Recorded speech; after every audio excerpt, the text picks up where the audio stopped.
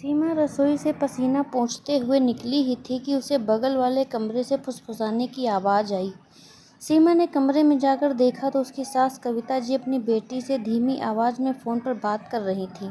बेटा नेहा, हमारा क्या है, आज नहीं तो कल चले जाएंगे, मगर तेरी भाभी को इतनी समझ तो होनी चाहिए कि अपनी सास को कुछ अच्छा खाना खिलाए। जब देखो तब रोटी सब्जी दाल चावल यही बनाते ही रहती है। क्या रोज़ रोज़ यही खाना भाता है? तेरी भाभी सुबह 7 बजे उठती है। घर की लक्ष्मी को सुबह सूरज निकलने से पहले उठ जाना चाहिए। कपड़े धोने को मशीन लगाती है। ठाठ बाट तो देखो महारानी के। हम तो हमेशा हमारे कपड़े हाथ से ही धोते थे। पोछा बर्तन सभी को बाई लगा रखी है। काम वाली बाइयों के काम भला किसे पसंद आते हैं? सीमा ने सब कुछ सुना और अपने कमरे में आकर बैठ गई। उसकी आंखों में आंसू थे और वह अतीत में खो गई। जब वह शादी करके इस घर में आई थी, कभी सासू जी और ननद ने उसे कभी भी बहू वाला मान सम्मान नहीं दिया और ना ही किसी को देने दिया। पति कमल भी हमेशा सीमा को ही सुनाते। सीमा को इस बात का ज़्यादा अफसोस होता कि पति भी साथ नहीं देते, उल्टा माँ और बहन के बहकावे में आकर सीमा पर ही गुस्सा निकालते हैं। एक दिन तो कविता जी का पारा ऐसा चढ़ा कि उन्होंने सीमा के माता पिता तक को भला बुरा कह दिया, मगर कमल या तो चुपचाप सुनते या फिर अपनी माँ का साथ देते। अब तो सीमा को आदत हो गई थी तानों और उलाहनों की। ऐसा नहीं है कि सीमा को गुस्सा नहीं आता था, मगर पलटकर जवाब देना उसके संस्कारों में नहीं था। सीमा मन ही मन कुढ़ती। सीमा ने यह कभी नहीं चाहा था कि कमल उसके लिए माँ से उलझे या माँ की बेअदबी करे। वह केवल इतना चाहती थी कि कमल माँ की गलती पर माँ को सपोर्ट ना करे। सीमा मायके में भी यह सब नहीं बता सकती थी। उसके माता पिता की भी उम्र हो चली थी, इसीलिए उन्हें कोई टेंशन नहीं देना चाहती थी। अब पति कमल का तबादला दूसरे शहर में हो गया, जिस वजह से दोनों वहां आकर रहने लगे।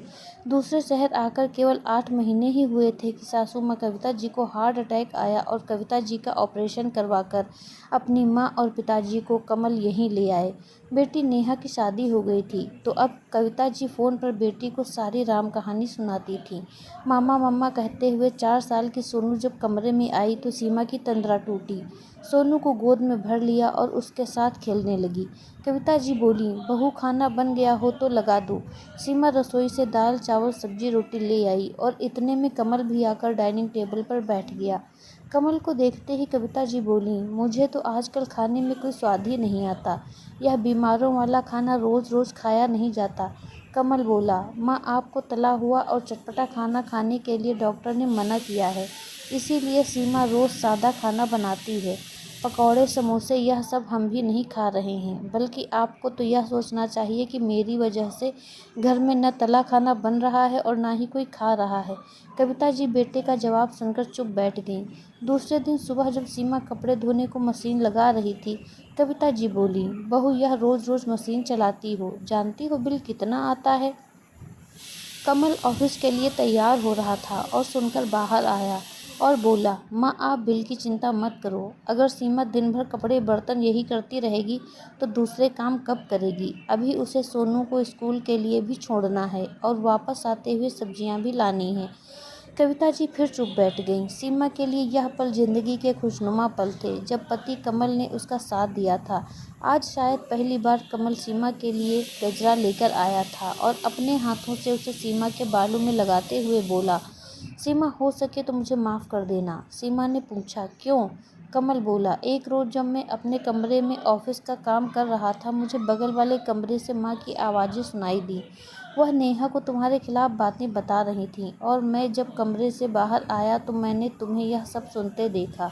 तुम अपने कमरे में आकर रो रही थीं। तब मुझे पहली बार एहसास हुआ कि अब तक मैंने जाने अनजाने में कितनी बार तुम्हारा दिल दुखाया होगा।